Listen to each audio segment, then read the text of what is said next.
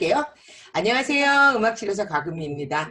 우리 아이들이 감정 기복이 너무너무 심하잖아요. 그래서 어머님들이 그 부분에 대해서 이제 너무너무 어려워하시는데, 그래서 오늘은 이제 우리 아이들이 왜 이런 부분에 대해서 어려워하는지, 그리고 그럴 때 우리는 어떻게 해주면 우리 아이들이 좀 감정 기복을 조금 덜 겪고 지나갈 수 있는지를 설명하는 그런 시간이 될 거예요. 그래서 이제 오늘 강의가 얼마나 걸릴지는 사실 잘 모르겠어요. 지금 슬라이드 상으로 한 30개 정도 되는데 이게 얼마나 걸릴지는 잘 모르겠고 1시간에서 1시간 반 정도 진행하도록 해보겠습니다.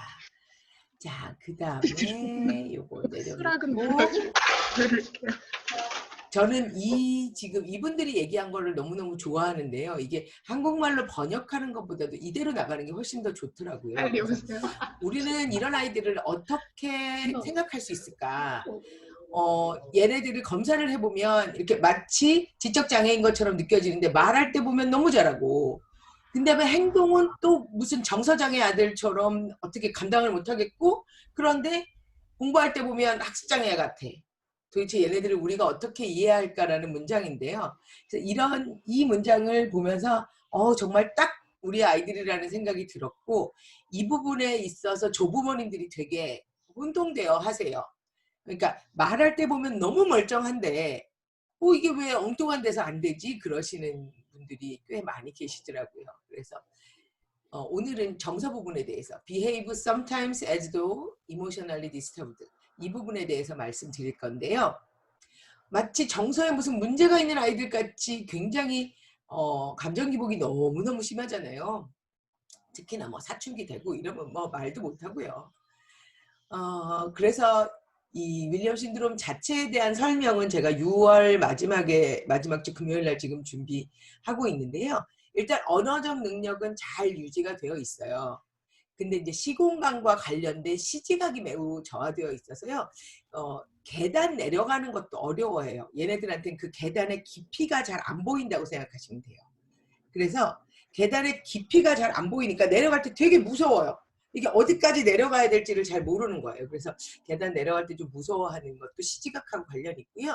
그 다음에 종이접기 이런 거 되게 안 돼요. 반으로 접고 그러면 이제 반이 어딘지 잘 모르는 게 시지각이더라고요. 그래서 그런 거 되게 어려워하고 굉장히 사회성 좋아요. 너무 사교적이죠. 에너지는 넘치고 음악 매우 사랑해요. 그런 반면에 불안감이 되게 높고 다른 사람이 자기를 어떻게 생각하는지에 대한 관심이 지나치게 높다 보니까 그래서 이렇게 하고 그냥 쿨하게 넘어갈 때가 많지 않아요. 그리고 집중력에 아주 고도의 문제를 가지고 있습니다. 이제 요건 다음번 6월달 강의 때 한 번 더 설명을 드릴 건데, 우리 아이들의 뇌가 달라요. 이 얘기는 여러 어머님들이나 아버님들이나 평생 우리 아이는 뇌가 다르다를 아주 그냥 그 뼛속 깊이 외우실 때까지 담아 두셔야 돼요.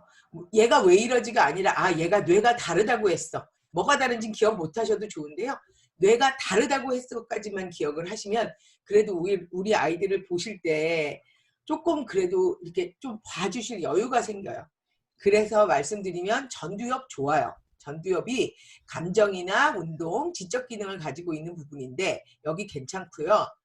측두엽도 좋아요. 괜찮아요. 언어 잘해요. 네, 음악도 잘하고 여기 측두엽이 음악하고 청각하고 관련된 부분인데 여기 요 두 부분이 아주 문제예요. 두정엽, 공간 감각 기능하고 후두엽, 시각 기능. 시각 기능 중에서도 이 물건이 뭐라는 사물 인지 기능은 괜찮대요. 근데 이제 사물의 그 공간적인 느낌을 가지고 오는데 아주 많은 문제가 있다고 하더라고요. 하면서 같이 그래서 여기를 저는 오노라고 표현을 하는데 이 부분이 굉장히 안 좋아요. 그래서 전체적인 뇌의 부피는 약 13% 축소되어 있는데 전체적으로 13%가 줄었으면 괜찮은데요. 그게 아니라 전두엽과 이 측두엽은 그냥 있고요. 나머지 부분이 훨씬 많이 줄어 있어요. 그러니까 전두엽과 측두엽은 그냥 100%, 나머지가 26% 줄었다고 아주 쉽게 설명드릴 수 있는데 전두엽은 후두엽에 비해서 그래서 상대적으로 더 커요. 그 다음에 두정엽이라고 얘기하는 여기는 회백질이 백색질이 있고 회백질이 있는데 회백질은 바깥에 세포고 백색질은 안쪽에 세포선인데 이게 이 좌뇌하고 우뇌하고에 따라서 다르게 또 증가되어 있고요. 측두엽은 부피나 모양이나 기능적인 측면에서 매우 정상적으로 보존되어 있어요. 이 그림은 이제 이쪽 지금 여러분들이 보시는 요 그림 얘 안 나온다. 다시요. 나는 눌렀는데 펜으로 얘를 안 했고 형광. 자, 요 하나 전으로 가야 되겠네요. 예. 지금 요 부분 이 부분의 뇌는 여러분들이 지금 왼쪽 정면을 바라보고 계실 때 왼쪽에서 여러분들의 귀 쪽을 보셨다고 생각하시면 되는 그림이고요. 지금 이 그림은 나와라. 예, 나온다. 예, 이 그림 같은 경우는 나의 뇌를 이 중심부에서 이렇게 잘랐을 때 옆에서 본 그림이라고 생각하시면 돼요. 그래서 뇌는 이 가장 안쪽에가 이제 원시적인 뇌고 이 바깥으로 나가면서 이제 그 발달된 뇌라고 생각하시면 돼요. 그래서 지금 이 부분은 저희가 그 동물하고 쉐어한다고 생각하시면 되는 부분이거든요. 여기까지. 예, 동물하고 거의 같은데 색깔을 좀 바꿔야 되겠네요. 너무 빨간색만 하니까 다 지울게요. 이렇게 지우려니까 너무 한참 걸린다. 모든 잉크 삭제. 예. 그래서 잉크색. 그래서 이 부분, 네, 이 부분은 이제 원시의 뇌라고 생각하시면 되면 이제 이 바깥 부분이 이제 저희가 인간이 되게 만드는 뇌인데요. 우리 아이들의 뇌는 너무나도 특이하게 보통의 사람들이 음악을 들으면 여기 아미그달라라고 보이실 거야. 한국말로는 아믹달라라고 하기도 하고 편도체라고 하기도 하는 이 부분인데요. 이 부분에 있어서 아주 들었을 때 아우 좋다. 그러면 이 부분이 불이 들어와요. 이 부분이 활성화가 돼야 돼요. 그런데 우리 아이들은 음악을 들었을 때 아우 좋다 그러면 여기 이 템포럴 로브라고 하는 이 측두엽과 편도체와 이 지금 손에까지 그리고 제일 중심이 되는 뇌간이라는 데까지 활성화가 돼요. 그러니까 보통의 사람들이 음악을 들으면 그냥 여기 템포럴 로브라고 하는 측두엽만 움직이는데요. 우리 아이들은 음악이 좋다. 그러면 이제 음악이 좋다. 그러면 이제 편도체와 뇌간과 저 손에까지 몽땅 다 불이 들어와서 그러니까 음악을 근본적으로 좋아한다고 이해하시면 돼요. 그래서 참 뭐라 그럴까. 그러니까 제가 뇌가 다르다고 자꾸 설명을 드리는 거예요. 우리 아이가 뇌가 달라요. 자, 이제 뒤로 넘어가겠습니다. 자, 그래서 오늘은 이 아이들의 발달을 얘기할 때 발달의 영역을 나누는 방법이 되게 여러 가지가 있는데 저는 이 방식을 따르고 있어요. 이제 제 강의 몇 번 들으셨던 어머님들은 이미 알고 계시겠지만 어닌시라는 사자정이라네요. 죄송해요. 어닌신이라는 사자가 정자에 있다예요. 그래서 언어, 인지, 신체, 사회성, 자조기술, 정서 이렇게 보통 나누고 있는데요. 여기서 지금 우리 아이들은 인지 쪽에 조금 더 많은 어려움을 가지고 있다고 생각하시면 되고요. 언어는 상대적으로 어려움이 적어요. 그 다음에 신체적 어려움도 그렇게 크지 않고요. 자조기술은 그냥 기본 자조기술은 잘해요. 뭐 씻는다든지 옷을 입는다든지 밥을 먹는다든지 이런 자조기술은 잘 되는데요. 이제 완전히 혼자 자취를 하면서 사는 것까지는 어려워요. 완전히 혼자 자취를 물론 사는 사람들 있고요. 있는데 완전히 혼자 하기에는 조금 불안한 부분들이 있어요. 그래서 그게 이제 자조기술의 문제가 되는 거고요. 그 다음에 이제 정서도 조금 어려움을 가지고 있어서 이제 아주 어린아이를 가지신 어머님들은 그러니까 영유아기 혹은 학령기도 아주 초반 그 초등학교 1학년, 2학년 이러면 그냥 때를 많이 쓴다고 느껴지실 거예요. 그런데 이제 조금 더 큰 아이들은 아유, 제가 왜 저러지 하는 느낌이실 거고요. 그리고 이제 제가 제일 싫어하는 표현이긴 한데 왜 이렇게 삐지지? 라는 생각이 되게 많이 드실 거예요. 그래서 삐진다는 느낌도 많은 아이들 그렇게 생각하시면 돼요. 들어야 돼. 붙는 거야 이거는. 그래서 그래서 그 다음 영상 볼게요. 하면 네, 그렇게 해서 다른 선생님들은? 자, 그럼 이제 잠깐 사회성에 대해서 설명을 먼저 드릴게요. 이 사회성이랑 정서랑 연결이 돼 있어서 이제 사회성을 먼저 설명을 드리는데요.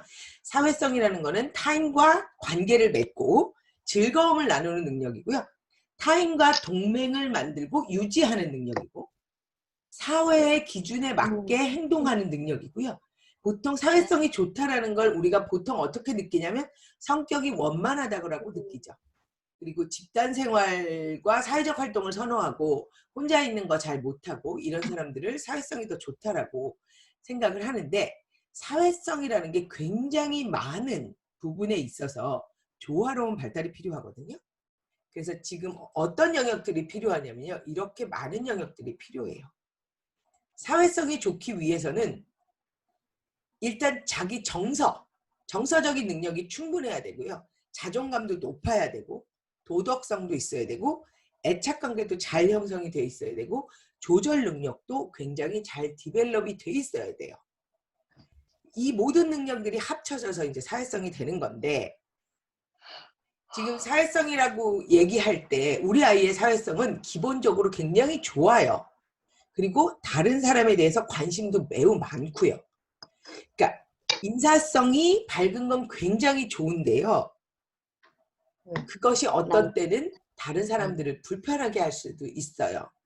그래서 저는 만 4세 48개월을 기준으로 왜냐하면 48개월이 지나가 버리면 아이들이 다른 사람에게 인사를 하는 것이 그전까지는 그냥 귀엽고 예쁘고 누구나 받아줄 수 있는 상황이 되지만 만 4세 이후에는 서서히 준비를 시켜야 되기 때문에 약 2년 정도 걸리거든요. 아이들이 그런 누구한테 인사하면 안 되고 누구는 인사하면 되고의 컨셉을 완전히 익히는데 한 2년 정도 걸린다고 봤을 때 만 6세 정도가 되면 이제 학교 가야 되는 나이가 돼버리기 때문에 약 4세부터는 사회적 상황에 대한 적극적인 중재가 필요하시기 시작해요. 그래서 인사를 할 수 있는 사람과 할 수 없는 사람을 구별하셔야 돼요. 그래서 이거를 아는 사람에게 인사하는 거야 라고 설명을 하면요. 미국에서 되게 대표적인 예가 엄마가 그러니까 너는 아는 사람한테만 인사를 해 그랬더니 또 모르는 사람한테 인사를 하고 있더래요. 그래서 너 저 사람 모르잖아. 그랬더니 엄마 저 사람이 나한테 하이라고 인사했는데 그럼 아는 사람 아니야? 그 아이의 입장에서는 누군가 나에게 인사를 먼저 하면 나도 인사를 할 수 있는. 그런데 이제 조금 아이들이 크신 어머님들은 경험이 있으시겠지만 아이들이 그렇게 해요. 아이들이 이제 인사를 너무 많이 할 때가 있고 소위 말해서 요새 TMI 소리 많이 하죠. Too much information. 그리고 그러는 중에 실수를 하는 경우도 생기고요. 물론 우리 아이들은 그런 실수는 자폐 아이들이 훨씬 더 많이 하지만 저 아줌마 뚱뚱해 이런 거요. 엘리베이터 같은 거 탔을 때 저 아줌마 뚱뚱해 이런 얘기들을 여과 없이 해버리는 건 거의 이제 자폐 아이들이지만 우리 아이들도 가끔은 엄마한테 이제 조용한 목소리로 한다고 그러지만 자기는 조용한 목소리지만 큰 소리로 말할 때도 있고요. 엄마 저 아줌마 왜 저래? 이런 식으로 얘기할 때도 있고 그래서 아는 사람, 아파트 사람 이렇게 설명하시면 안 되고요. 만약에 우리 아이를 교회에 갔을 때는 모두 인사하게 하고 싶다라고 생각을 하시면 교회에 있을 때는 무조건 인사하는 거야. 그렇게. 그 다음에 장소별로, 사람별로 분명한 설명을 해주셔야 돼요. 기주연 선생님, 저 SMT536 음소거를 하셔야지 그게 아마 아연이 같은데요. 아연이가 소리를 내면 네네 맞아요. 저렇게 해주시면 돼요. 네네. 네, 회색 지장 없이 설명을 하셔야 돼요. 그래서 장소별로 구별을 하시거나 제일 쉬운 거는 엄마, 아빠, 그 다음에 할아버지 할머니 친가외가 그 다음에 그 사람을 만났을 때 이 사람은 인사하는 사람이다 안 하는 사람이다 분명하게 결정을 해주세요. 이모한테 인사해야죠. 고모한테 인사해야죠. 삼촌 인사해야죠. 예, 그런 식으로 인사를 해야 되는 사람과 안 해야 되는 사람을 분명하게 구별을 해주시고 그 다음에 그 회색지대 없이 설명을 하셔야 돼요. 분명한 설명이 필요해요. 근데 이게 생각보다 이제 하시면서 느끼시겠지만 생각보다 그리 쉽지는 않더라고요. 예.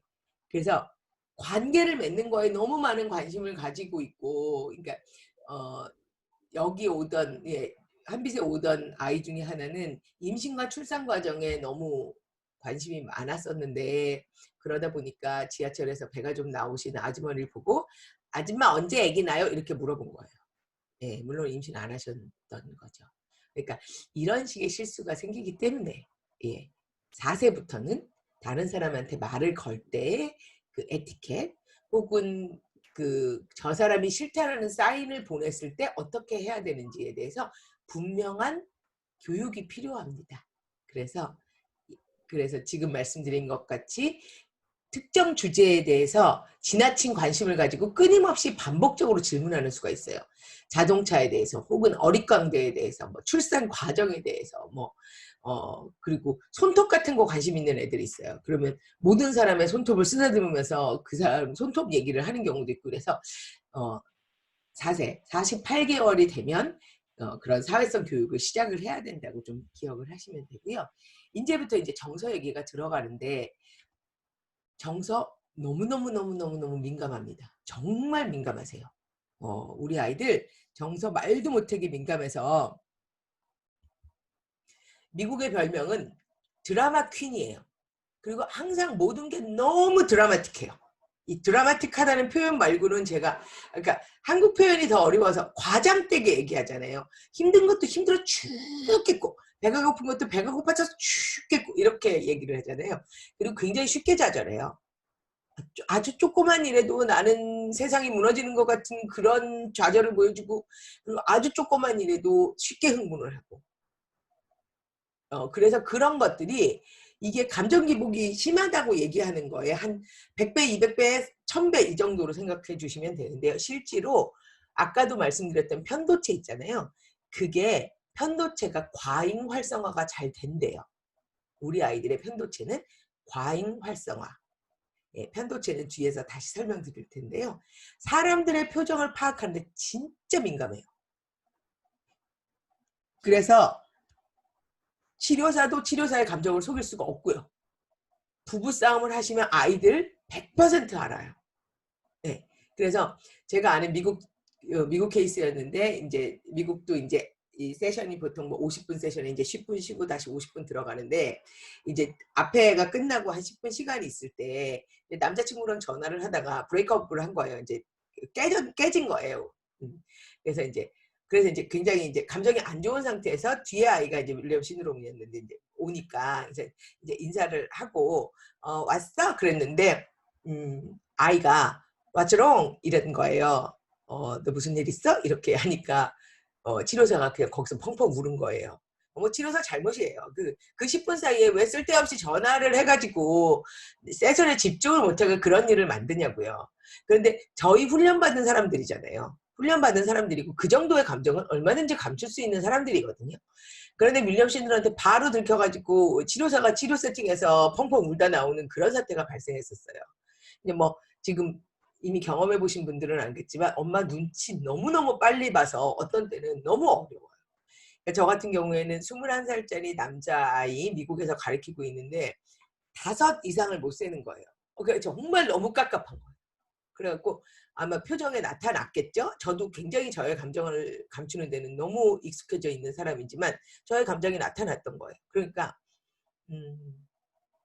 이 남자가 제가 그걸 탐이라고 불렀었는데 탐이 나보고 선생님 속상하게 해드려서 너무 죄송해요. 그래서 정말 미쳐버리겠더라고요. 그래서 제가 속상해 한다는 걸 들킨 거잖아요. 그게 치료사로서 들키면 안 되는 건데 들켜버렸어요.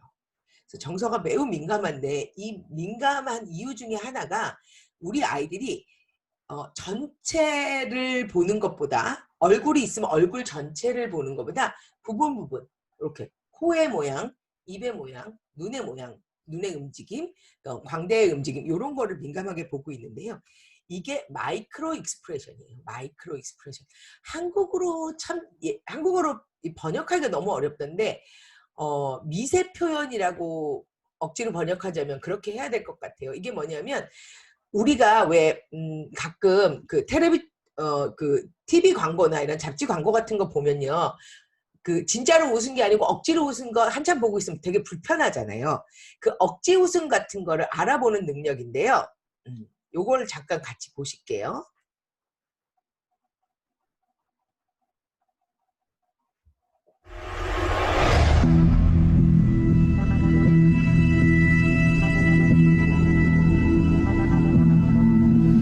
지금 저 까만 옷을 입었던 사람이 이 사람을 I've instructed my client to remain silent. 그래서 그 사람의 목욕대가 어떻게 움직이고 눈이 어떻게 움직이고 손가락은 어떻게 움직이고 있나 He's not going to talk. That's okay. 관찰하고 있는 That's okay. I don't have much faith in words myself. Statistically speaking, the average person tells 3 lies per 10 minutes conversation. And granted, just regular people who haven't studied anything will plan to fire a bomb on Black Church. Could skew differently. We don't have time for this scientist to talk to the guy. We went at him for 4 hours and got nothing. Now, the FBI knows you want mass casualties. Right now, ATF is searching every inch of the 2 largest black churches in the state. 자, 그 다음 영상 한번 보여드릴게요. 네, 이 영상은 누군가가 이 얼굴 그 마이크로 익스프레션을 연습하는 연습 그 영상을 지금 올려놓은 건데요. 같이 보실게요. 지금 여자분이 나올 텐데 지금 여자분 어떠신 것 같으세요? 지금 슬픈가요? 지금은요? 지금은요? 지금은요? 이분은요? 어떤 표정인 것 같으세요? 이분은 지금 기분이 어떻죠? 그래서 이걸 계속 옆에를 누르면서 이제 트레이닝을 하는 슬라이드더라고요. 그래서 우리 아이들이 시각적으로는 전체보다는 부분을 굉장히 잘 보고 있기 때문에 엄마가 행복하다라고 말하면서 살짝 보여주는 그 찰나의 표정을 캐치를 하고 엄마가 지금 즐겁지 않다라는 걸 느끼는 거예요.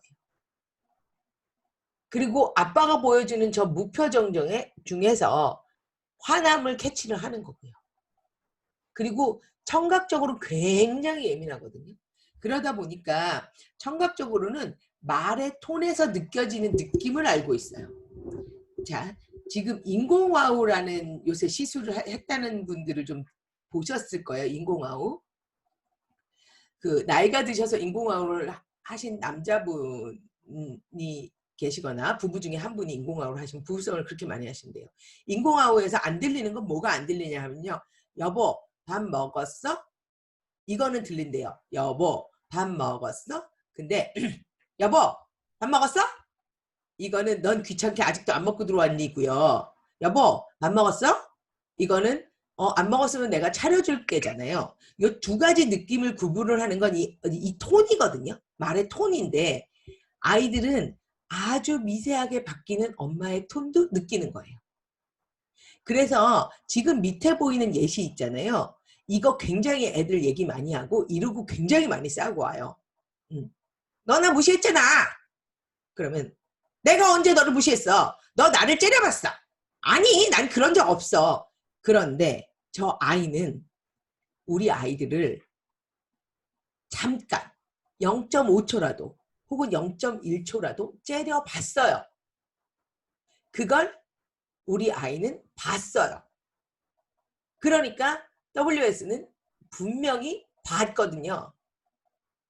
분명히 보고 분명히 느꼈거든요. 그런데 상대편 아이는 자기는 말한 적 없고 그런 눈길을 준 적 없으니까 없다고 우기는 거죠. 그럼 WS 입장에서는 우기는 거예요. 자긴 봤거든요. 100%. 저 라이투미 같은 거예요. 100% 상대방이 어떻게 느끼고 있는지를 지금 100% 캐치를 했는데 안 했다고 우기면 그게 안 한 게 되냐고요. 이런 거는 상황적으로 설명을 해서 우리 아이들을 가라앉히시는 수밖에 없어요. 이거는 저쪽 아이가 했다 안 했다의 문제가 아니라 우리 아이가 민감하기 때문에 생긴 문제고, 이런 문제를 많이 들으셨을 거예요. 걔가 다 싫어해. 그러면 아니야, 걔 그런 적 없어. 실제로 그러진 않았더라도 그 상대편 아이의 마음속에 단 0.1초라도 우리의 아이들을 무시하는 생각이 있었다면 봤어요. 못 본 거 아니거든요. 그러니까 그건 믿어주세요. 우리 아이들 시각적으로 굉장히 예민하고 청각적으로 굉장히 예민하기 때문에 분명히 봤어요. 분명히 봤어요. 그러니까 그건 네가 잘못 생각한 거야는 아니에요. 그렇게 느꼈구나가 되셔야 돼요. 그래서 이 언어적으로 중재하는 것도 상당히 민감한데, 자꾸 봤는데 안 봤어, 그런 적 없어라고 얘기를 하면 아이 입장에서 굉장히 섭섭해요. 분명히 봤어요. 그러니까 제가 그 아까 얘기하던 21살짜리랑 세션을 할 때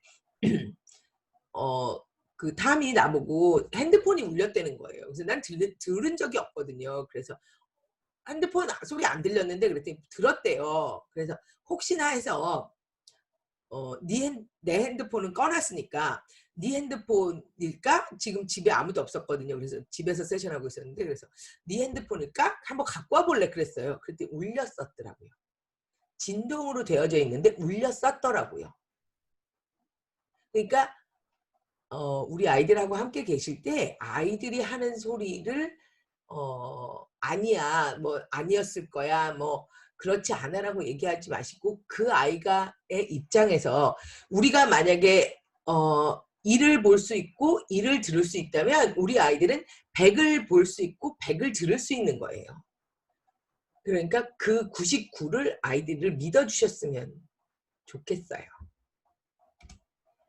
자, 이제 편도체 얘기를 잠깐 드릴 건데요. 편도체가 여기 우리 뇌 안에 이쪽 귀 밑이라고 여기 보시면 되거든요. 여기쯤에 있다고 보시면 돼요. 이건 이제 여기가 눈이 있고요. 여기 정면에서 보신 건데 요렇게. 그러니까 귀 뒤에 이렇게 두 개가 있는 상태인데요. 이 편도체라는 데는 우리가 살아가는 데 있어서 되게 중요한 기관이고요. 여기가 있어야, 편도체가 있어야 그 우리가 지난번에 겪었던 안 좋은 일을 다시 반복하지 않도록 기억을 하게 하는데 매우 중요한 역할을 하는 작은 기관이에요. 그래서 이게 걱정하고 불안하고 이런 감정들이 굉장히 많이 입력이 되고요. 물론 좋고 재밌었고 행복하고 이런 감정도 느끼고요. 그런데 그와 동시에 걱정, 불안, 감정. 그런데 인류학적으로 설명을 많이 하는데, 뇌 부분에 있어서는 인류학적으로 설명할 때가 많이 있는데요. 인류학적으로 설명을 할 때는 어떤 얘기를 하냐면, 이 편도체가 좋고 재밌고 행복한 것만 기억하도록 더 남아있었던 사람들은 일찍 죽었다는 거예요. 무슨 얘기냐면 지난번에 죽을 뻔했어. 그래서 그게 너무 걱정이 되고 불안해서 그 죽을 뻔한 경험을 반복하지 않은 사람들이 더 오래 살아남아서 더 오래 아이들을 만들어냈고, 아유 뛰어가서 이렇게 신나게 날아다녔더니 너무 재밌었어. 그래서 높은 데서 뛰어내리고 이러던 사람들은 죽었던 얘기죠. 너무 과격하게 표현했지만, 그래서 이 편도체라는 부분이 사실은 그 네거티브한 감정들에 더 민감하게 반응을 하는데, 우리 아이들은 더 민감하게 반응을 해요. 그래서 감정을 느낄 때 활성화되는 편도체 중에서도 이 부정적인 감정을 느낄 때 더 잘 활성화가 돼요. 그렇다 보니까 감정의 기복이 아주 춤을 추는 거죠. 예, 제가 하나의 예를 들어드리면 이게 14살 여자아이였어요. 그때 이제 덧셈을 가리키는 걸 제가 박사 논문으로 쓰고 있을 텐데, 음악을 통해서 이제 덧셈을 가리키는 작업을 하고 있었는데 10문제 중에 하나 틀렸어요. 그랬더니 덧셈 하나를 못했어요. 그랬더니 나는 수학을 정말 못해요. 나는 정말 바보인가 봐요. 내 동생도 다 잘하고 우리 오빠도 너무 잘하는데 나는 왜 이게 안 되는 거예요? 이것도 하나도 제대로 못하면서 무슨 세상을 이렇게 드라마틱하게 가셨어요. 근데 그 다음 문제를 노래를 부르면서 맞췄어요. 그랬더니 와 나는 천재인가 봐요. 정말 잘하죠. 나는 정말 수학은 너무 잘하는 것. 이렇게 갑니다. 그러니까 정말 이렇게 그게 이 두 문장의 사이는 1분이 안 됐습니다. 그러니까 아이를 보고 있으면 정말 드라마 퀸이 저런 걸 얘기를 하는구나. 모든 것을 극화시키는 저 아이의 저 엄청난 능력을 보라. 그러면서 참 오래 가지고 있는 예 중에 하나인데요. 그러면 이제부터는 이렇게 민감한 우리 아이들을 그러면 우리는 어떻게 해야 될까요? 이거가 가장 어렵고 어머님들한테 너무 죄송한데 부모님의 정서가 안정이 되셔야 돼요. 여러분들의 정서가 안정이 돼야지 우리 아이들의 정서를 보호해 줄 수 있는데요. 춤추는 우리 아이들과 수많은 집안일과 그 일하시고 계시는 것과 친가와 외가의 문제와 부부간의 문제와 이 수많은 문제들 속에 이 폭풍우 속에서 어머님들이 아버님들이 정서적 안정을 유지하기란 그리 쉽지 않아요. 그런데 그 쉽지 않은 걸, 그 어려운 걸 우리 아이를 위해서 해주셔야 되는 부분이에요. 너무 죄송하게도 이런 강의를 들으면 아이를 바꾸란 얘기는 없고 전부 어머님들이 바뀌셔야 되는 부분이라서 그래서 아이들이 춤을 출 때 같이 춤을 추시면 언니는 난리가 나는 거죠. 없어? 네가 혼자 다 먹었어. 그래서 어머님들, 다 아버님들이 네가 먹은 지금 거야? 배우셔야 할 표정이 하나 이건 있는데요. 뭐야? 이 저 단호한 김치찌개? 표정이에요. 이건 화난 표정도 뭐야? 있고 이건 즐거운 표정도 잘 하시는데 저 단호한 표정. 영어로는 어디서 폼이라고 꺼낸 얘기하는데 거야? 저는 저 냉동실에? 폼이라는 표현이 굉장히 마음에 아까 들어요. 이것도 먹고 이것도 마음에 먹고 둘 다 먹은 드는데요. 거야? 이걸 연습해 보셔야 돼요. 거울을 보시고 연습하셔야 되는데 아이들 입장에서는 가장 해석하기가 불가능한 표정이고요. 그러니까 화난 것도 아니고 기쁜 것도 아니고 뉴트럴. 중립인데 굉장히 단호한 표정이셔야 돼요. 이게 한번 거울을 보시고 아니면 서로 부모님들 서로 쳐다보시면서 얼굴 표정 중에서 가장 화난 얼굴이 아닌데 어떻게 해석해야 될지 모르는 저 표정을 연습을 하시고요. 흔들리지 않는 편안함이라는 표현을 되게 많이 하죠. 근데 편안함이 아니고 안정감을 주셔야 돼요. 어머님들이 아이들에게 아이가 막 이렇게 춤을 출 때 엄마가 이렇게 커다란 그릇이 돼서 거기에 아이를 이렇게 푹 감싸 안으셔야 돼요. 그래서 아이들의 감정이 막 춤을 출 때 아이고 이게 뭐가 울리는 거지? 죄송해요. 아이들의 감정이 막 춤을 출 때요. 어머님은 밑에서 트램폴린 같은 역할을 해주셔야 돼요. 이렇게 트램폴린 같이 아이가 춤을 출 때 쿵 내려와도 받아주실 수가 있고 쿵 떠도 아우 잘 논다 해주실 수 있는 이렇게 어머님들이 이 안정감이 될 수 있는 베이스가 돼주셔야 되고요. 그와 동시에 보호막을 쳐주셔야 돼요. 아이 떨어지면 안 되잖아요. 그래서 어머님들이 어떤 보호막을 쳐주실지 이렇게 보호막을 쳐주실 수도 있고요. 이렇게 핸들의 역할을 해주실 수도 있어요. 그래서 아이들은 본인이 감정의 기복을 느끼고 어려움을 느낄 때 갈 때가 있어야 돼요. 도움을 요청할 때가 있어야 돼요. 그래서 어머님들이 이런 안전망을 제공하거나 혹은 이런 안전망과 동시에 이런 안전망을 제공할 수도 있어요. 지금 저희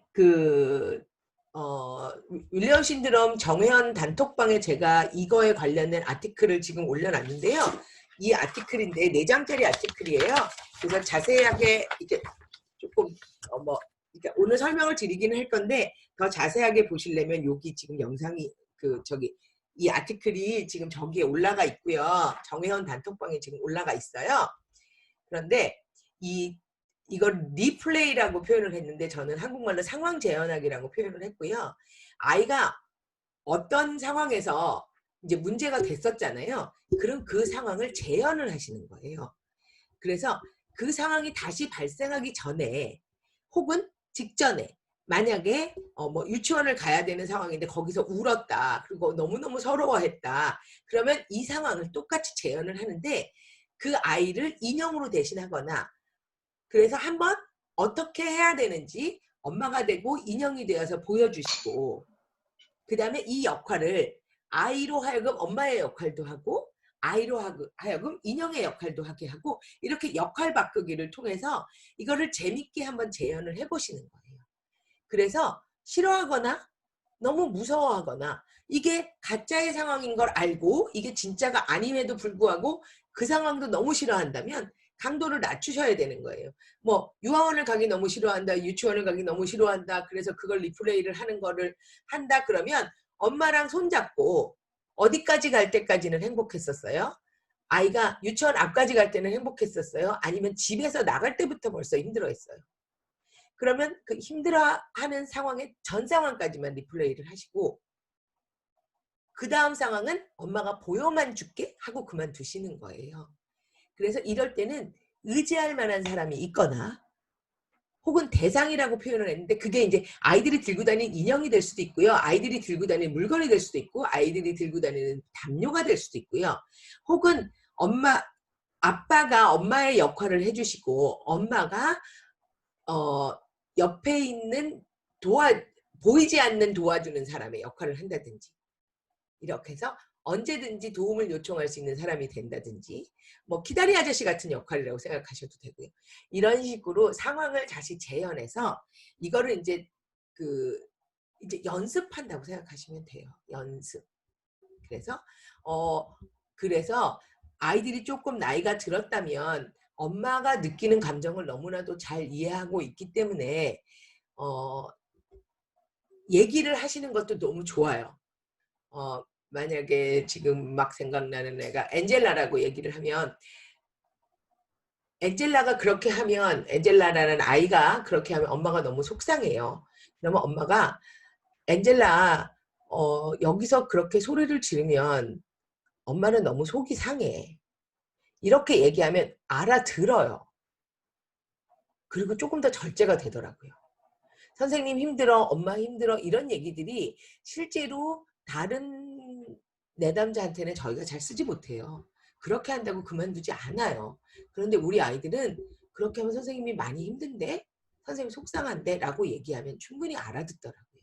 그러니까 가끔은 엄마도 여자이고 엄마도 사람이기 때문에 쉴 시간이 필요하고 엄마도 화가 날 수 있다는 거를 얘기를 해주셔야 돼요. 그런데 그게 화가 난 상태에서 얘기를 하시면 좀 많이 힘들어요.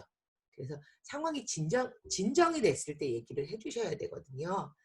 자, 그러면 아이들을 위해서 하실 수 있는 이런 감정 기복을 위해서 하실 수 있는 활동이 가장 좋은 건 사실은 음악을 들으면서 명상하기예요. 그런데 명상 너무 힘들어요. 명상 진짜 힘들거든요. 저는 한 3살 무렵 이럴 때부터 이렇게 아이의 손과 내 손을 잡고 있으면 아이의 움직임이 느껴지잖아요. 그래서 움직이지 않는 10초 혹은 움직이지 않는 20초 이렇게 시작하셨으면 좋겠어요. 그래서 어머님들이 불러주시는 아주 가벼운 짧은 노래가 있다면 그런 걸 들으면서 아이가 되도록이면 눈을 감는 게 좋지만 눈을 감는 걸 무서워한다면 그거는 눈을 감지 않고 하는 방법도 있지만 뭐 안아준다든지 조금 조명 강도를 낮춘다든지.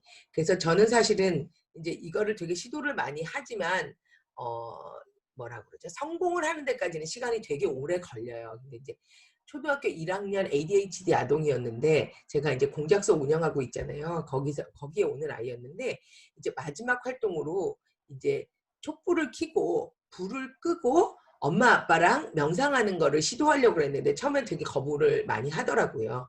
그래서 이제 1분만 하자. 그래서 이제 처음에 1분으로 시작을 해서 했었는데 한 3회기 정도 하고 나서는 이제 그 다음에 이제 할까 그랬더니 안 한다 그러면 안 했었어요. 그리고서는 거의 한 달쯤, 한 4회기 정도 더 지나가고 나서 아이가 마지막으로 뭐 하고 가고 싶어? 그랬더니 엄마 아빠랑 불 끄고 촛불 켜고 음악 듣고 싶어요. 이렇게 얘기하더라고요. 그래서 이제 끝나고 나서 왜 그걸 하고 싶었어? 그랬더니 하면 되게 마음이 편해지더라고요. 라고 표현을 하더라고요. ADHD 아동이 스스로 명상을 하겠다고 나선 거는 정말 획기적인 일이고요. 그게 자기의 마음을 편안하게 한다는 걸 느꼈다는 것도 정말 획기적인 일이거든요. 그런데 우리 아이들은 음악을 좋아하기 때문에 그런데 이 좀 나이가 들어가면서 아주 어릴 때는 아닌데요. 나이가 들어가면서는 되도록이면 조금 더 차분한 음악을 어릴 때 아이 보고 음악을 선택하라 그러거나 그러면 하기 싫으니까 막 빠른 음악, 막 경쾌한 음악 이런 거 선택할 때 있어요. 그렇더라도 음악에 관계없이 아이가 가만히 있기만 하면 되거든요. 네, 근데 빠른 음악을 틀고 가만히 있기가 사실 더 어려워요. 그러니까 한 번은 아이로 하여금 음악을 고르게 하고 한 번은 내가 어머님들이 골라주시고 이런 식으로 해서 아이가 다양하게 노출될 수 있도록 하시고요.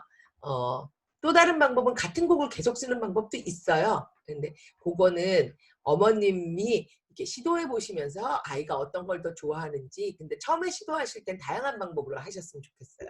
한 가지 곡에 너무 픽스하기보다는 우리한테는 조금 빠르다고 느꼈던 곡이 아이한테는 그냥 맞는 템포일 수도 있고요. 이거 너무 느린데 했던 게 아이한테 맞는 템포일 수도 있어요. 그래서 그렇게 하시고 그 다음에 제가 또 한 가지 추천드리는 활동은 산책하기인데요. 이거는 부모님 중 한 분하고만 또한 그리고 아이 중에 하나이만 그리고 집에 아이가 둘이나 셋이 있다면 부모님 한 분은 아이를 보시고 엄마가 아이를 데리고 1번, 2번, 3번 나갔다 오고 그 다음에 엄마가 1번, 2번, 3번 보시는 동안 아빠가 1번, 2번, 3번 데리고 나가시고 이런 식으로 진행을 하시는 게 좋은데요. 산책을 하시는데 저희가 보통 산책을 하면 여러분들의 부모님은 어땠는지 모르지만 저의 부모님 같은 경우는 그 시간을 잔소리 하시는 시간으로 이용을 하셨었는데 제가 말씀드리는 이 산책에서는 아이의 이야기만 들어주셔야 돼요. 엄마나 아빠의 이야기를 하는 시간이 아니라 아이의 이야기. 그래야 아이가 속마음을 얘기할 틈이 생겨요. 우리도 갑자기 있다가 정말 심각한 얘기가 아니라면 갑자기 밥 먹다가 엄마 있잖아 근데 하고 속마음이 나오지는 않잖아요. 시간이 좀 필요한 거잖아요. 그래서 이 산책은 뭐를 사러 가지도 마시고요. 뭐를 먹으러 가지도 않으셨으면 좋겠어요. 되도록이면 순수한 산책을 즐기셨으면 좋겠고요. 아이로 하여금 이 시간에는 엄마랑 조용히 걷는 시간. 그래서 그냥 한 번, 두 번 진행이 되거든 그때는 물어보세요. 오늘은 어땠어? 누구랑은 어땠어? 오늘은 어떤 때 기분이 가장 좋았어? 오늘은 어떤 때 기분이 제일 나빴어? 오늘은 어떤 때 제일 속상했어? 이런 아이가 속마음을 얘기할 수 있도록 충분히 기회를 주시고 이 시간만큼은 잔소리는 얼마든지 딴 시간에도 할 수가 있거든요. 그래서 이 산책은 너무 길게 하실 필요 없어요. 5분만 나가셔도 돼요. 10분만 나가셔도 좋고 근데 5분 이하로 되면 거의 뭐 집 바깥에 나갔다 들어오는 게 돼서 그래서 한 5분 정도면 시작하기 딱 좋으실 것 같고요. 아주 이상적으로는 한 15분 정도 하셨으면 너무 좋겠는데 가장 좋은 방법은 저녁 식사 끝내시고 누군가 한 사람이 설거지를 하고 한 사람은 데리고 나가시면 되거든요. 그럼 이제 설거지도 맡고 뭐 그렇게 되는 너무 어려운 부탁을 드리는지는 몰라도 사실은 밥 먹고 30분 동안 운동을 하면 먹은 게 살로는 안 간다고 그러거든요. 그러니까 이 살 빼는 겸 해서 그렇다고 생각하시면 되고요. 정말 강력히 추천하는 건 명상하고 산책하기 추천해 드리고요. 아이가 중고등학생이라면 특히나 더 하셔야 돼요. 속에 있는 얘기 안 하잖아요. 지금 미치겠잖아요. 어머님도 미치겠잖아요. 지난번에 어느 드라마의 대사 중에 엄마 나 사춘기야. 그러니까 엄마가 나 갱년기다. 누가 이기나 보자. 이렇게 하는 대사가 있었는데 어머님들도 힘드시지만 우리 아이들도 자기를 받아주는 데가 없어서 되게 힘들어요. 그렇다면 저희가 져야죠. 뭐 아이들은 아직 뇌도 미성숙한데 뇌가 조금 먼저 발달해서 그래도 그나마 조금 더 참을성이 있는 저희들이 조금 더 참아야 되잖아요. 그러니까 지금 아이들이 이미 커서 4학년이 넘어갔다면 산책은 필수라고 생각하시면 됩니다. 그래서 권유하고 이상적으로는 매일 나가셨으면 너무 좋겠으나 사는 게 그리 쉽지는 않잖아요. 그러니까 정 안 되신다면 일주일에 단 한 번이라도 그거보다 더 띄우지는 마셨으면 좋겠어요. 일주일에 한 번은 나가시는 걸로 그렇게 하시면 너무 감사할 것 같아요. 그 다음에는 이거보다 사실은 더 중요한 거는요. 어머님들 그리고 아버님들 본인을 위해서 하셔야 되는 일들이에요. 일단 어머님들 명상하셔야 돼요. 어머님들 지금 안 하시고 못 버티세요. 어머님들이 안정을 유지하지 않으시면 우리 아이들이 안정이 될 수 없는데 어른들이 안정을 찾을 수 있는 길은 명상밖에 없어요. 예, 그래서 유튜브에 보면 다양한 명상 방법과 다양한 음악과 다양한 것들이 엄청나게 많은데요. 원하시는 걸 저한테 보내주시면 제가 파일로 만들어 보내드리겠습니다. 제가 뭐 이것저것 받아놔서 유튜브를 파일로 변환할 수가 있는데요. 마음에 드는 명상 음악이든 명상 가이드든 시작은 30초로 하세요. 명상 어렵게 생각하지 마시고요. 아주 편안하게 앉으셔서 그게 책상 다리가 됐든 의자가 됐든 무엇이 됐든 편안하게 앉으셔서 눈 감으시고 30초간 아무데도 움직이지 마시고 아무데도 긁지 마시고 아무데도 움직이지 마시고 숨만 쉬시는 거예요. 예, 명상을 너무 어렵게 생각하지 마시고요. 가장 쉬운 명상은 내 호흡에 집중을 하는 건데 처음에 시작하면 별 5만 가지 쓰잘데기 없는 생각이 다 들고 불 껐나, 그러니까 가스불 껐나요? 다리미 뺐나, 뭐 그거부터 시작해서 아우 거기 전화 안 걸었다, 뭐 어쨌다, 뭐 별 생각이 다 나잖아요. 30초 무지막지 깁니다. 한번 해보시면 30초 무지막지 긴데 이 명상이라는 게 딴 게 아니라 우리의 전두엽을 조절해주는 근육을 키우는 거라서 유산소 운동이나 근육 운동, 근력 운동하고 똑같아요. 연습 안 하시면 절대 안 늘어요. 어머님들, 아버님들 다 경험하셨는데요. 하지 말아야지, 애한테 소리 지르지 말아야지, 그리고 30초도 안 돼서 소리 지른 적 너무 많으실 거예요. 그게 생각을 실천하지 못한 건데 그게 결국은 전두엽의 역할이고요. 전두엽을 훈련시킬 수 있는 유일한 방법은 명상밖에 없어요. 여러분들이 어머님, 아버님들이 살아가실 수 있는 방법은 지금 명상밖에 없어요. 명상 강력하게 추천드리고 뭐 길면 한 15분 정도 하시면 되는데 5분 정도만 하셔도 충분히 효과 보십니다. 이러는 저도 여러분들한테 굉장히 권유를 많이 하지만 뭐 일주일에 한 번 하면 다행일까. 어떤 때는 정 급할 때는 정 시간 없을 때는 차에서도 해요. 네, 이렇게 하고 이제 앞에 보면서 차에서라도 꼼짝도 안 하려고 그러는데 이게 아무것도 안 하잖아요. 그러면 뇌가 심심하니까 자꾸 움직이라고 신호를 보내요. 절인 것 같기도 하고 가려운 것 같기도 하고 뭐 그렇거든요. 그러니까 이제 하여튼 30초만 시간을 내셔서 시작해서 아주 길면 15분, 이상적으로 한 5분 이상이고요. 그 다음에 좀 짧게 하시려면 한 3분이라도 하시면 됩니다. 제가 지금 3분을 제가 아주 좋은 타이머를 가지고 있어서 이게 뭐 아시는 분들 아시겠지만 구글 타이머라는 건데요. 이 구글 타이머는 이게 이제 소리를 내는 방식이 있고 소리 안 내는 방식이 있는데 지금은 소리를 내는 방식으로 만들어 놓을 테니까 3분이 얼마나 긴지 짧은지 한번 느껴보시기 바랍니다. 여기 구글 타이머를 지금 어디다 갖다 놓으면 보이실까요? 이 정도에 있으면 보이려나요? 제가 저를 한번 확인해 보겠습니다. 안 보이시는구나. 어디쯤 가야 되지? 여기쯤 가면 보이시네요. 여기 보인다. 예, 저게 구글 타이머예요. 저게 이제 삐삐삐 소리를 낼 텐데 그리고 이제 또 하나의 문제는 이게 코로나로 인해서 그렇기도 하고요. 지금 가족들이 다 한 군데 모여 있는 상황이 되다 보니까 가족 간의 문제들이 굉장히 표면화가 된 것들이 많아요. 그러니까 옛날에는 이 저수지 같은데 문제가 있어도 이렇게 어떻게 대충 가라앉히고 잘 살고 위에는 그래도 평온하게 유지가 됐었는데 지금 이게 이제 매일같이 있다 보니까 이게 맨날 휘저어지니까 전부 난리들이 났는데요. 그래서 이제 요새 이제 TV나 이런 프로그램에서 많이 권유하고 있는 게 그 부부간에도 안전선이 있어야 된다. 거리가 있어야 된다. 이런 얘기를 하는데 어머님이든 어머님 한 번, 아버님 한 번 각자의 시간을 조금 보장을 해주셨으면 좋겠어요. 혼자 있을 시간. 너무 필요해요.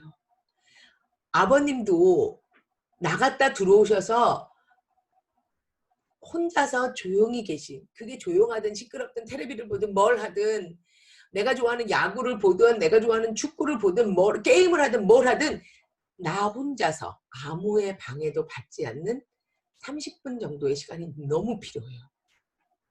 그건 어머님도 마찬가지고요. 그래서 그 시간을 이건 부부가 보장해 주는 수밖에 없거든요. 그래서 표지판을 하나 만드세요. 아빠의 시간 혹은 엄마의 시간. 그래서 이번에 나온 코로나 방학 수칙 중에 보신 분들이 있겠지만 4번인가가 엄마에게 말 시키지 않는다가 있어요. 그래서 지금 지금 일을 하시거나 안 하시거나 상관없이 지금 어머님들 굉장히 많이 지쳐 계세요. 어머님들 굉장히 많이 지쳐 계시고 뭐 아버님들도 마찬가지고요. 그런데 서로 지쳐 있는데 지쳐 있는 상황에서 자꾸 이게 서로에게 우리 바라는 바가 있는 거잖아요. 나도 힘들어 죽겠는데 저는 뭐 아시다시피 혼자 살고 있잖아요. 어떤 날은 정말 들어가면 리모컨 찾기가 귀찮아서 틀어놓은 텔레비 그냥 봐요. 그러다 그냥 자요. 세수도 안 하고. 그러니까 우리가 그 정도로 피곤한데 집에 들어오면 할 일이 태산 같잖아요. 안 할 수는 없잖아요. 저는 집안일이 그래서 너무 싫어요. 한 일 또 하는 건 너무 싫어하는데 한 설거지 또 해야 되고 음식하는 건 너무 좋아하는데 그 뒷손질이 전혀 없어서 저는 음식 못하겠어요. 뒤가 너무 귀찮아서. 그래서 저는 어떠한 방식이든지 어머님, 아버님이 각자의 시간을 좀 보장해 주셨으면 좋겠고요. 이건 매일 보장해 주셔야 돼요. 그것이 다만 10분이 되더라도 그 10분만이라도 내가 발 뻗고 편안하게 커피라도 한 잔 마실 수 있는 시간이 너무 필요하고요. 그리고 이 나만을 위한 시간을 자주 가지기는 이거는 집안에서의 각자의 시간이 아니라요. 어머님이 다만 30분이라도 나가서 커피 한 잔 드시고 들어오는 시간을 가질 수 있었으면 좋겠고요. 아버님도 마찬가지고요. 그래서 이런 거를 미뤘다 2박 3일을 놀러 가시는 것보다는요. 매주 밖에 나가서 꽃이라도 하나 사오고 혹은 내가 좋아하는 음악이라도 한 번 더 듣고 오고 내가 좋아하는 아이스크림이라도 한 번 먹고 오고 하는 나만 있는 시간을 이게 이제 3분이에요. 3분 꽤 길죠. 3분이 꽤 길어요. 그래서 제가 구글 타이머를 이 어머님들한테 나중에 이제 권유해 드릴 텐데 요게 아이들이 집중력 향상하는 데도 되게 도움이 많이 돼요. 그래서 저는 이 타이머를 되게 좋아해서 요거 같은 경우에는 제가 소리 안 나는 옵션으로 놔두게 되면 빨간색이 그냥 없어지거든요. 그래서 하여튼 이제 구글 타이머라는 거고 이제 인터넷에서 보시면 요 비슷한 것들이 많은데 반드시 정품을 사세요. 저도 싼 거 샀다가 결국 반납하고 다시 샀는데요. 싼 거 이게 보통 이게 한 35,000원, 37,000원까지 하는데요. 얘는 전혀 잡소리가 없는데 다른 거 샀더니 이게 시계 지나가는 소리가 나는데 우리 집중력 짧은 우리 아이들이 시가에서 잡소리가 나면 그거에 집중을 할 수 있을까요? 그래서 하여튼 잔소리했고요. 자, 나만을 위한 시간을 그래서 길게 뭐 2박 3일, 1박 2일 어디 여행 가는 거 그런 거 말고요. 그냥 우리 집 앞에 카페. 지금 생각나는 게 카페밖에 없는데 또 뭐가 있을까요? 그런 시간을 좀 가지셔서 그냥 아버님이 조금 서로에게 같은 시간만큼의 허락을 해주셨으면 좋겠어요. 영화 한 편 볼 수 있는 시간이라든지 뭐 나갔다 올 수 있는 시간. 그리고 가족 간에도 넘지 말아야 될 선이라는 게 있어요. 내가 저 남자를 이거를 건드리면 안 된다는 선이 있고요. 내가 저 여자를 이 선을 건너면 안 된다는 선이 있잖아요. 그래서 부부만의 암호를 만드셨으면 좋겠어요.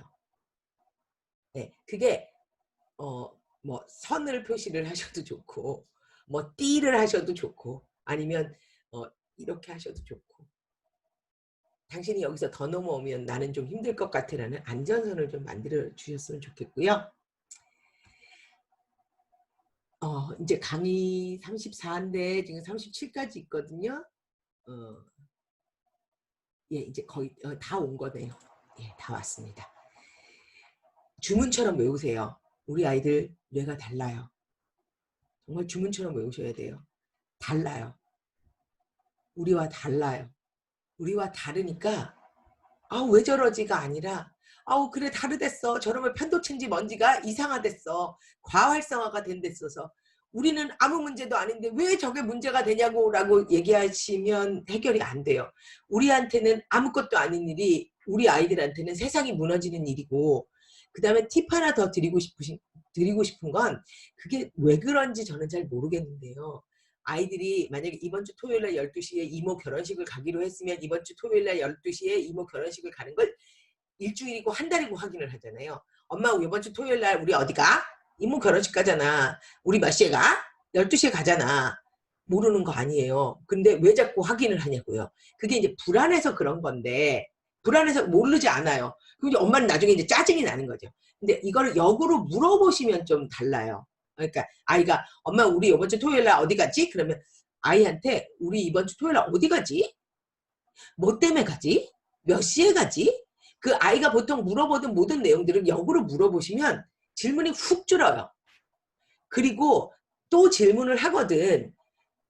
정하세요. 오늘 그 질문을 엄마가 5번 받아줄 건지 10번 받아줄 건지 20번 받아줄 건지. 그래서 체크를 하세요. 같이. 나이가 어리면 어릴수록 기회를 많이 주시고요. 나이가 많으면 많을수록 기회를 적게 주세요. 제가 느끼기는 어리면 한 10번 정도 주시고요. 한 초등학교 1학년 정도 되면 한 5번. 그다음에 초등학교 4학년 정도 되면 한 2번. 그 정도로 허락을 해주시면 될 것 같아요. 이게 아이의 신체적 나이가 들어가면서 어머님들이 보호해주는 영역과 그 다음에 선을 그어주는 영역에 있어서 점점 더 변화가 필요해요. 그래서 어머님들이 우리 아이는 다르다를 주문같이 외우셨으면 좋겠어요. 우리 아이는 다르다. 우리 아이는 다르다. 우리 아이는 다르다. 우리 아이는 다르다. 우리 아이는 다르다. 그놈의 편도체라는 게 다르다 그러더라. 과활성화 된다더라. 그러니까 우리는 이 피부가 이렇게 다 보호가 돼서 태어났다면 우리 아이들은 이 피부가 없이 태어나서 안에 연조직이 있다라고 생각해 보시면 쓸리기만 해도 아프잖아요. 근데 너는 왜 아파? 라고 얘기하면 우리 아이들 너무 섭섭해요. 보호막이 없어요. 그러니까 어머님들이 보호막이 돼주셔야 돼요. 다르다? 많이 다르다? 예. 이건 나가면 안 되는 슬라이드가 나갔네. 예. 그래서 정서에 대한 강의는 오늘 요 정도에서 마감하고요. 제가 아까 이제 저희 오늘 강의 들으시겠다고 얘기하셨던 분들이 만든 그 단톡방이 있었어요. 그래서 그 단톡방에서 저희가 이 얘기를 했었는데 제가 이걸 하다 보니까 사실은 이걸 이제 유튜브에 올릴 거잖아요. 그래서 이제 강의를 쭉 해서 자료를 만들어 놓고 필요하시다고 얘기하시는 강의를 또 하나씩 추가를 하면 될 것 같아요. 그래서 대충 제가 단톡방에 스케줄을 올려놨는데 일단 6월 26일 금요일에 같은 시간에는 윌리엄 신드롬 자체 지금 몇 분은 지금 막 진단받아서 윌리엄 신드롬 자체를 아직 잘 모르고 계신 부모님들이 계시더라고요. 그래서 다음 주에는 윌리엄 신드롬 자체에 대해서 6월 26일 날은 윌리엄 신드롬 자체에 대해서 설명하는 강의를 할 것 같은데 그날은 한 1시간 반 정도 진행할 것 같고요. 강의의 분량이 너무 많아서 하루 한 번에는 안 되겠더라고요. 그래서 6월달과 7월달 그렇게 진행할까 지금 생각 중입니다. 기주연 선생님 음소거 다 열어주시면 우리 이제 다 같이 얘기할까 봐요.